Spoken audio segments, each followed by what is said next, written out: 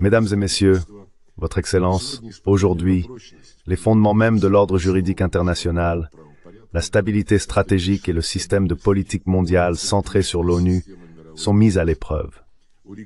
Il est impossible de résoudre les conflits croissants sans comprendre leurs causes profondes et sans restaurer la foi en notre capacité à unir nos efforts pour le bien commun et la justice pour tous. Soyons francs, tous les États représentés dans cette salle ne reconnaissent pas le principe clé de la Charte des Nations Unies, l'égalité souveraine de tous les États. Les États-Unis ont depuis longtemps proclamé par la voix de leur président leur propre exceptionnalisme. Cela concerne l'attitude de Washington envers ses alliés, auxquels ils exigent une obéissance inconditionnelle, même au détriment de leurs intérêts nationaux.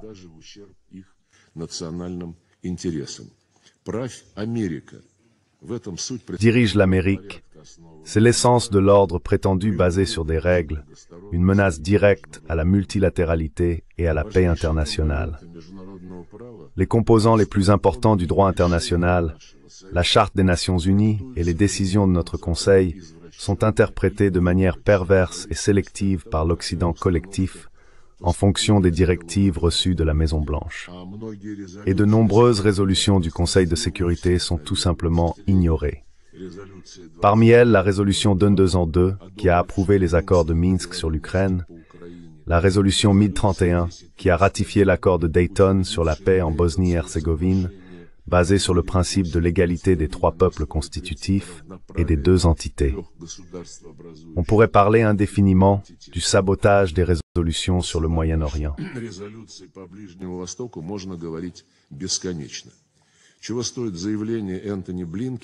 Que vaut la déclaration d'Anthony Blinken dans une interview à CNN en février 2021 en réponse à une question sur la décision de l'administration américaine précédente de reconnaître l'appartenance des hauteurs du Golan syrien à Israël? Si quelqu'un ne s'en souvient pas, je vais rafraîchir votre mémoire. En réponse à cette question, le secrétaire d'État a déclaré « Si l'on met de côté la question de la légalité, d'un point de vue pratique, le Golan est très important pour assurer la sécurité d'Israël. » Fin de citation.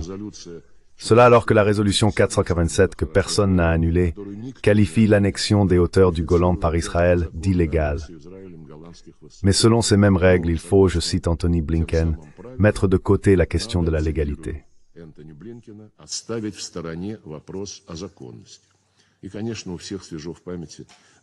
Et bien sûr, tout le monde se souvient de la déclaration du représentant permanent des États-Unis, selon laquelle les résolutions 27-28, adoptées le 25 mars sur un cessez-le-feu immédiat dans la bande de Gaza, n'ont pas de caractère juridiquement contraignant. Autrement dit, les règles américaines sont plus importantes que l'article 25 de la Charte des Nations Unies. Au siècle dernier, George Orwell, dans sa nouvelle La ferme des animaux, avait déjà prévu l'essence de l'ordre basé sur les règles. Je cite, « Tous les animaux sont égaux, mais certains sont plus égaux que d'autres. Si vous suivez la volonté de l'hégémon, tout vous est permis. Mais si vous osez défendre vos intérêts nationaux, vous serez déclaré paria et soumis à des sanctions. » La politique hégémonique de Washington ne change pas depuis des décennies. Tous les schémas, sans exception, de la sécurité euro-atlantique étaient basés sur l'assurance de la domination des États-Unis, y compris la subordination de l'Europe et la dissuasion de la Russie.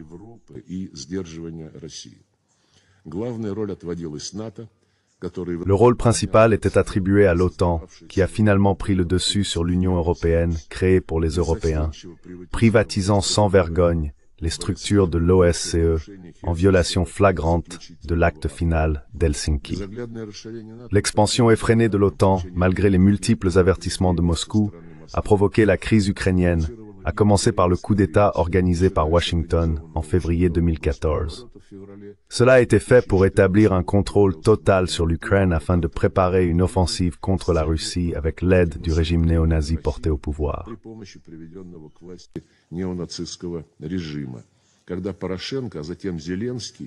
Lorsque Porochenko, puis Zelensky, menaient une guerre contre leurs propres citoyens dans le Donbass, ils détruisaient légalement l'éducation russe, la culture russe, les médias russes et en général la langue russe, et interdisait l'Église orthodoxe ukrainienne. Personne en Occident ne le remarquait et n'exigeait de leur protégé à Kiev de respecter les convenances, de ne pas violer les conventions internationales sur les droits des minorités nationales, ainsi que la constitution ukrainienne elle-même, qui exige de respecter ces droits. C'est précisément pour éliminer les menaces à la sécurité de la Russie et protéger les personnes se sentant partie intégrante de la culture russe et vivant sur des terres aménagées depuis des siècles par leurs ancêtres, pour les sauver de l'extermination législative et physique, qu'une opération militaire spéciale a été lancée.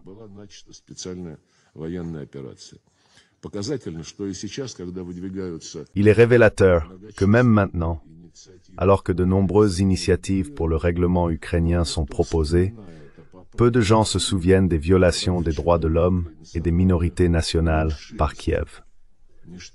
Rien de tout cela n'est inclus dans les initiatives mentionnées.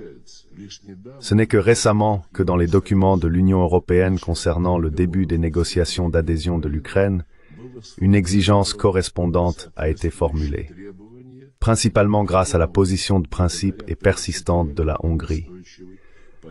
Cependant, les réelles possibilités et la volonté de Bruxelles d'influencer le régime de Kiev suscitent des doutes.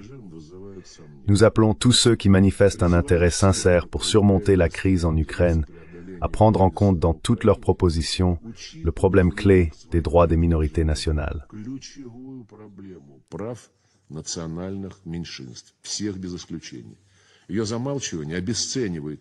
Tout le monde sans exception. Son silence dévalue les initiatives pacifiques et la politique russe de Zelensky reçoit en fait une approbation. Il est caractéristique qu'en 2014, Zelensky ait déclaré, je cite, « Si dans l'est de l'Ukraine et en Crimée, les gens veulent parler russe, laissez-les tranquilles. Donnez-leur le droit de parler russe sur une base légale. La langue ne divisera jamais notre pays natal. » Depuis lors, Washington l'a rééduqué avec succès. Et déjà en 2021, Zelensky, dans l'une de ses interviews, exigeait de ceux qui se sentent liés à la culture russe de partir en Russie pour l'avenir de leurs enfants et petits-enfants.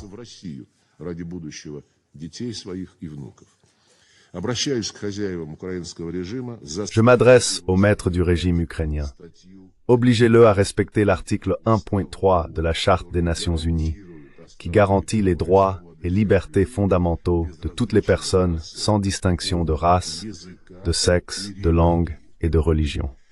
Chers collègues, l'Alliance de l'Atlantique Nord ne se contente plus de la guerre qu'elle a déclenchée contre la Russie par les mains du pouvoir illégal à Kiev. Elle ne se contente pas non plus de tout l'espace de l'OSCE. Ayant pratiquement détruit les accords fondamentaux dans le domaine du contrôle des armements, les États-Unis continuent d'attiser la confrontation. Récemment, lors du sommet à Washington, les dirigeants des pays de l'Alliance ont confirmé leur prétention à un rôle dominant non seulement dans l'Euro-Atlantique, mais aussi dans la région Asie-Pacifique.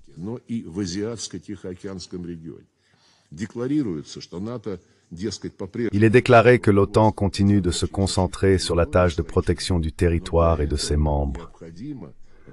Mais pour cela, il est nécessaire d'étendre la domination de l'Alliance à tout le continent eurasiatique et aux zones maritimes adjacentes. L'infrastructure militaire de l'OTAN avance dans la région du Pacifique, dans le but de saper l'architecture centrée sur l'Asie, qui a été construite pendant des décennies sur des principes d'égalité, de prise en compte des intérêts mutuels et de consensus. Au lieu des mécanismes inclusifs créés au fil des décennies, les États-Unis et leurs alliés forment des blocs fermés et conflictuels sous leur contrôle, comme l'AUKUS et d'autres quadrilatères et trilatères. Récemment, la sous-secrétaire à la défense des États-Unis, Kathleen Hicks, a déclaré que les États-Unis et leurs alliés devaient se préparer à des guerres prolongées, non seulement en Europe.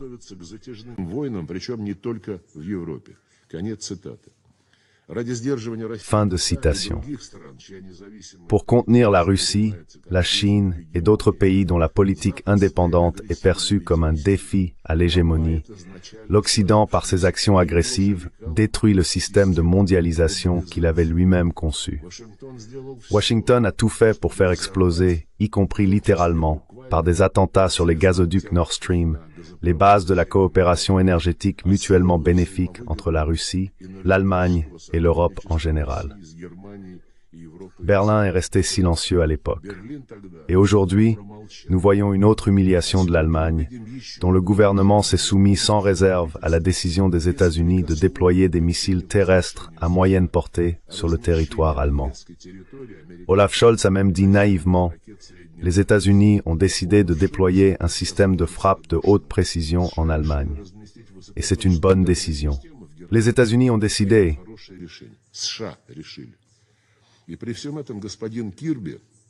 Et malgré tout cela, M. Kirby, coordinateur des questions médiatiques à Washington, déclare au nom du président des États-Unis, je cite, « Nous ne cherchons pas à déclencher la Troisième Guerre mondiale.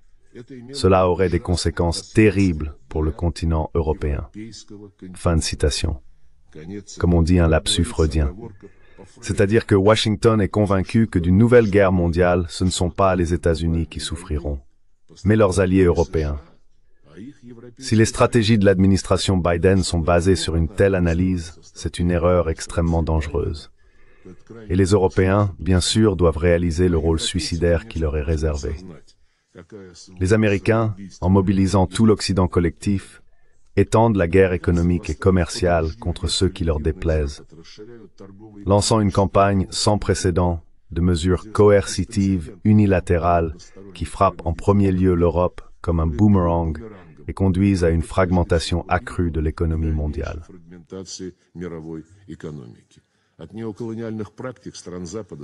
Les pratiques néocoloniales des pays occidentaux nuisent aux pays du Sud global en Asie, en Afrique et en Amérique latine.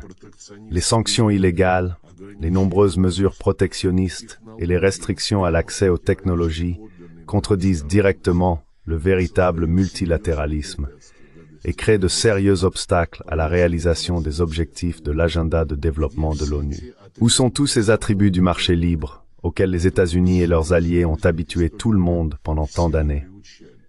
L'économie de marché, la concurrence loyale, l'inviolabilité de la propriété, la présomption d'innocence, la liberté de circulation des personnes, des biens, des capitaux et des services, tout cela est aujourd'hui relégué aux oubliettes.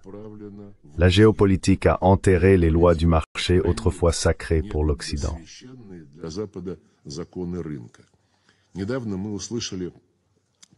Récemment, nous avons entendu les demandes publiques des responsables officiels des États-Unis et de l'Union européenne, ainsi que de la République populaire de Chine, de réduire la production excédentaire dans les secteurs de haute technologie. Cela est dû au fait que l'Occident a commencé à perdre ses avantages de longue date dans ces domaines. Maintenant, au lieu des principes du marché, ce sont ces mêmes règles qui s'appliquent. Chers collègues, les actions des États-Unis et de leurs alliés entravent bien sûr la coopération internationale et la construction d'un monde plus juste. Ils prennent en otage des pays et des régions entiers, empêchant les peuples de réaliser les droits souverains inscrits dans la Charte. Ces actions détournent de l'indispensable travail conjoint pour résoudre les conflits au Moyen-Orient, en Afrique et dans d'autres régions. Elles entravent également les efforts pour réduire les inégalités mondiales, éliminer les menaces du terrorisme et du trafic de drogue, ainsi que la faim et les maladies.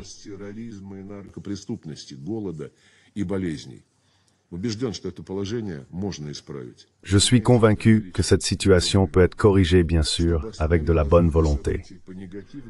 Pour arrêter le développement des événements selon un scénario négatif, nous voulons proposer pour discussion une série de mesures visant à rétablir la confiance et à stabiliser la situation internationale. Premièrement, il est nécessaire d'éliminer une fois pour toutes les causes profondes de la crise en Europe. Les conditions pour établir une paix durable en Ukraine ont été exposés par le président Poutine. Je ne vais pas les répéter. Le règlement politico-diplomatique doit être accompagné de mesures concrètes pour éliminer les menaces à la Fédération de Russie provenant de la direction euro-atlantique occidentale. Lors de la négociation de garanties et d'accords mutuels, il faudra tenir compte des nouvelles réalités géostratégiques sur le continent eurasiatique, où se forme une architecture continentale commune véritablement égale et indivisible.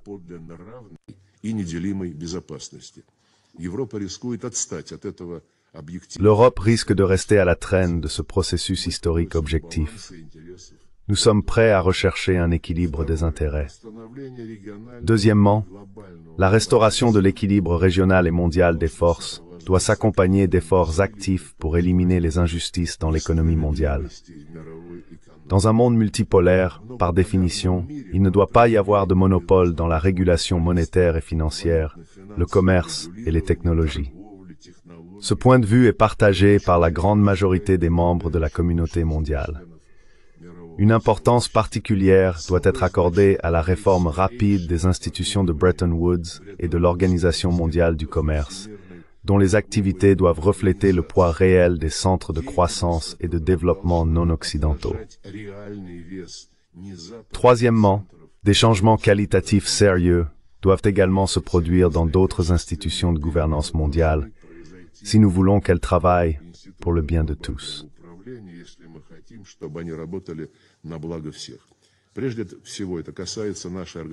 Tout d'abord, cela concerne notre organisation, qui jusqu'à présent, malgré tout, incarne le multilatéralisme, possède une légitimité unique et universelle et une compétence largement reconnue.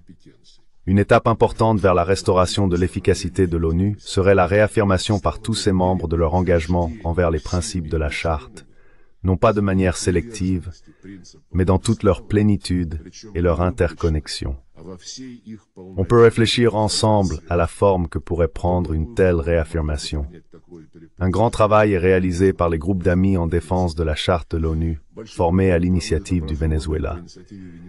Nous invitons tous les pays qui croient encore en la primauté du droit international à se joindre à leur travail.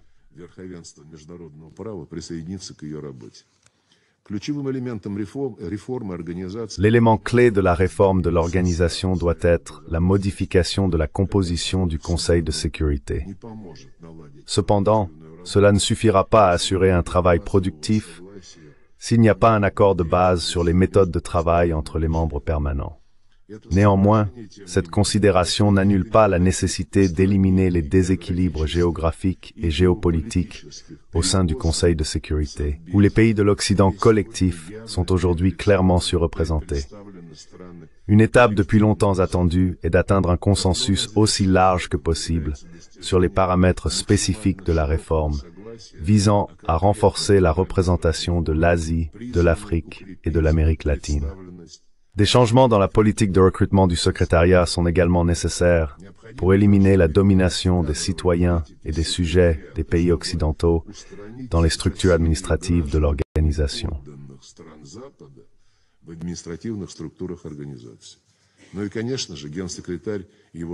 Bien sûr, le secrétaire général et ses collaborateurs doivent respecter strictement, sans aucune exception, les principes d'impartialité et de neutralité, comme l'exige l'article 100 de la Charte des Nations Unies, ce que nous ne cessons de rappeler. Le renforcement des principes multipolaires de la vie internationale doit contribuer non seulement à l'ONU, mais aussi à d'autres associations multilatérales. Parmi elles, le groupe des 20, où sont représentés à la fois les pays de la majorité mondiale et les États occidentaux. Le mandat du G20 est strictement limité aux questions économiques et de développement. Il est donc important que le dialogue substantiel sur cette plateforme soit exempt de tentatives opportunistes d'introduire des sujets géopolitiques. Sinon, nous compromettrons cette plateforme utile. Les BRICS et l'Organisation de coopération de Shanghai jouent un rôle de plus en plus important dans l'établissement d'un ordre juste et multilatéral basé sur les principes de la Charte.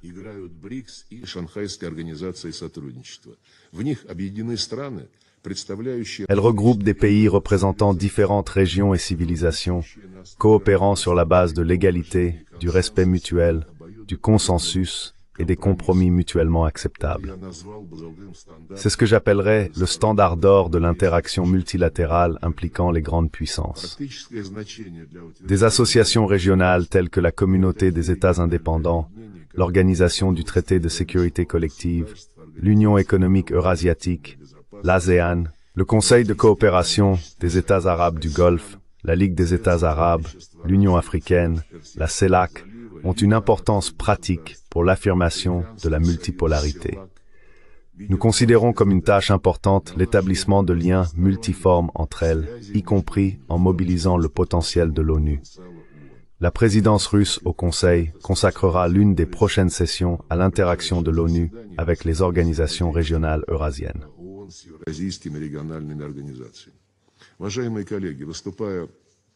Chers collègues, lors de son discours au Forum parlementaire des BRICS à Saint-Pétersbourg le 9 juillet, Vladimir Poutine a déclaré que l'établissement d'un ordre mondial reflétant l'équilibre réel des forces est un processus complexe et souvent même douloureux. Fin de citation. Nous estimons que les discussions sur ce sujet doivent se dérouler sans sombrer dans une polémique stérile, sur la base d'une analyse lucide de l'ensemble des faits. Il est avant tout nécessaire de rétablir une diplomatie professionnelle, une culture du dialogue, la capacité d'écouter et d'entendre, de maintenir des canaux de communication en cas de crise. Les politiciens et les diplomates sont-ils capables de formuler une sorte de vision commune de l'avenir?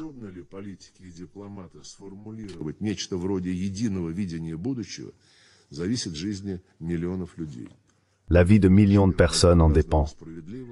Que notre monde soit diversifié et juste dépend de nous, des États membres. Il y a un point d'appui, c'est la charte de notre organisation.